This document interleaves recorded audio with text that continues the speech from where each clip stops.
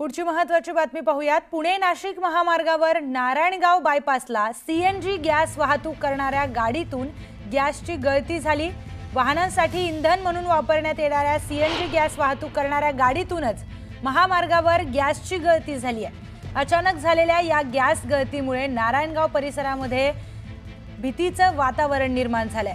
पुणे नाशिक महामार्गावर वाहतूक सुरू असतानाच अचानक ही गॅस गळती सुरू झाली।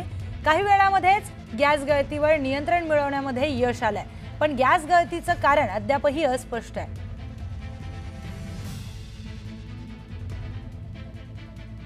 थेट जाऊयात आपले प्रतिनिधी सचिन तोडकर यांच्याकडे। सचिन, गॅस गळतीचं काय कारण असू शकतं, काही समोर आलंय का? खरं तर पुणे नाशिक महामार्गावरती मोठी वाहतूक सुरू असते आणि हीच वाहतूक सुरू असताना जे गाडीमध्ये इंधन म्हणून सीएनजी गॅस वापरला जातो, त्या सीएनजी गॅस वापरणारी जी गाडी आहे त्या टाक्या वाहून नेणाऱ्या गाडीमधून गॅस गळती सुरू झाली।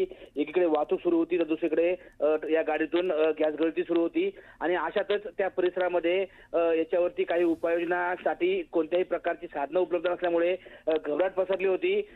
गाडीतील तज्ञ असतील किंवा जवळच्या सीएनजी पंपावर तज्ञांनी येऊन काही वेळातच ही गॅस गळती थांबवली, त्यामुळे मोठा अनर्थ टळलाय। मात्र ही जी गॅस गळती आहे त्याचा गॅस या महामार्गावरती पसरला होता आणि त्यामुळे या भागामध्ये काही काळ भीतीचं वातावरण निर्माण झालं होतं। स्टुडिओ निश्चितच तर धोकादायक ही सगळी घटना होती, पण कुठलीही हानी न होता ही सगळी घटना टळली आहे। सचिन, धन्यवाद आपण दिलेल्या माहितीसाठी। तर ही सीएनजी गॅस गळती इथे झालेली आहे, पण वेळीच त्याला रोखण्यामध्ये यश आलं, त्यामुळे कुठलीही हानी याच्यामध्ये झाली नाही।